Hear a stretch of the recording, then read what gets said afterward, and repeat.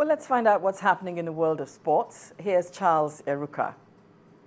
Oh, thanks, Bimbo. Welcome to Sports News. It's in the UEFA Champions League. Chelsea have Senegal's Demba Ba to thank as his late goal saw the Blues scale through to the semi-finals of the UEFA Champions League. Trailing Paris Saint-Germain 3-1 from the first leg, substitute Andre Schürrle halved the deficit when he produced a neat first-half finish. With 3 minutes left, Demba Ba won the match with a dramatic late strike, scooping Cesar Azpilicueta's shot over PSG's goalkeeper Salvatore Sirigu. Penalty area now of PSG. Eto'o. And Ba goes in! Demba Ba delivers in the nick of time for Chelsea. The stadium erupts, and Jose Mourinho's master plan has come good, but he needs them to go and do a little bit more work now. He settles down, everybody's looking up at the clock. He had to force his foot through, and what a time to get it.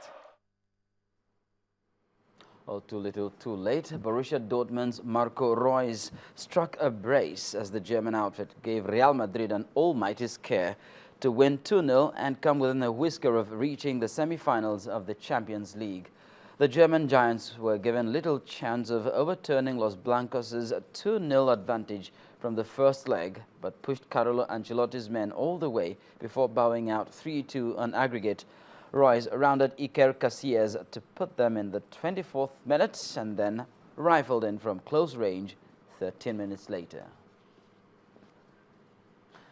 Well, Manchester United striker Wayne Rooney will play against Bayern Munich tomorrow night, even if it means having a pain-killing injection prior to the game. Rooney was rated doubtful for the UEFA Champions League quarter-final second-leg clash at the Allianz Arena after suffering a toe injury during the first meeting at Old Trafford last week. But David Moyes, whose side drew 1-1 with the defending champions in the first leg, is desperate to have Rooney available for the crucial game, especially as Robin van Persie is already out through injury. In athletics, Olympic champion Mo Farah hopes to break new grounds when he goes up against a stellar field in Sunday's London Marathon, his first crack at the full distance. 4 of the 10 fastest men ever, including world record holder and 2012 London winner Wilson Kipsang, will race at a pace that Farah hopes, but is not yet certain he can live with.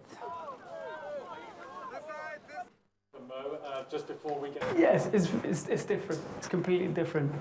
Preparing for track to a road, it's different. And the reason it's different is, it's such a long way. You don't often compete that distance. In track, I know I can do reps or, sessions. When you do sessions, you can do like 2,000, 1,000 over your distance easily.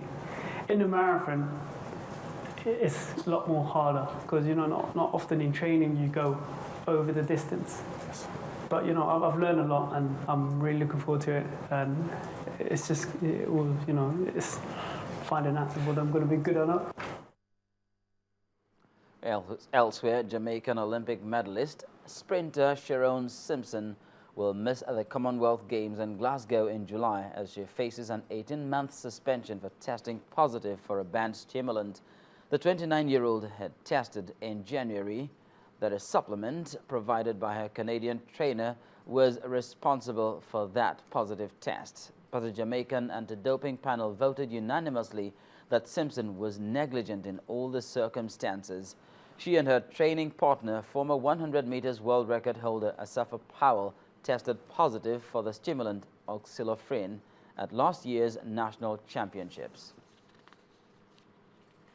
Well, it's really not good times for 5-time Olympic gold medalist Ian Thorpe, who is battling to fight an infection that could see him lose the use of his arm. The 31-year-old reportedly contracted the infection while at home in Switzerland, but has returned to Australia where he is fighting the illness. There are indications the problems began following surgery at a hospital near the Swiss village of Ronco sopra Ascona, where Thorpe has a home. Thorpe has a history of depression and substance abuse stretching back many years. which he spoke about in his autobiography 2 years ago.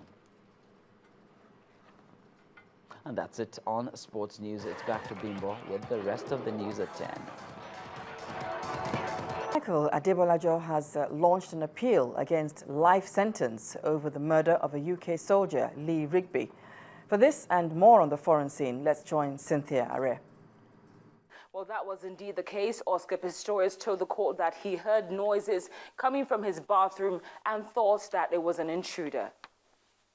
The trial of the athletes who could face life imprisonment if convicted of murder was adjourned until tomorrow after he broke down crying. The 27-year-old double amputee denies deliberately shooting Miss Steenkamp on Valentine's Day last year. Then NATO has warned Russia that further intervention in Ukraine would be a historic mistake with grave consequences. Today, Ukraine regained control of one of the government buildings occupied by pro-Russian activists in the eastern part of the country. Moscow has said that using force to end the protests could lead to civil war. Also today, the number of people believed to have been killed by the Ebola virus in Guinea has passed 100.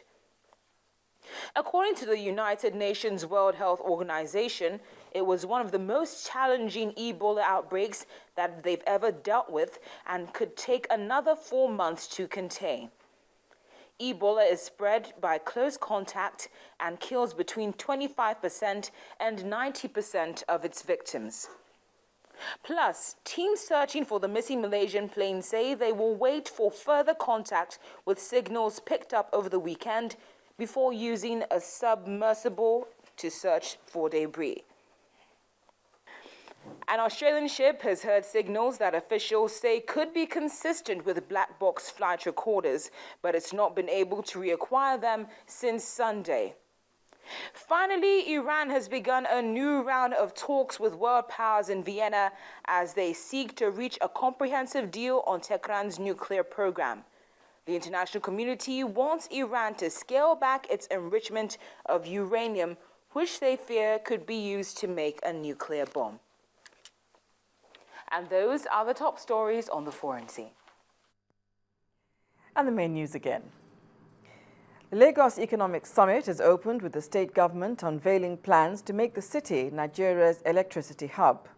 At the same event today, the ex-president of Georgia advised the country to take up the fight against corruption more vigorously if it is to succeed in growing the economy.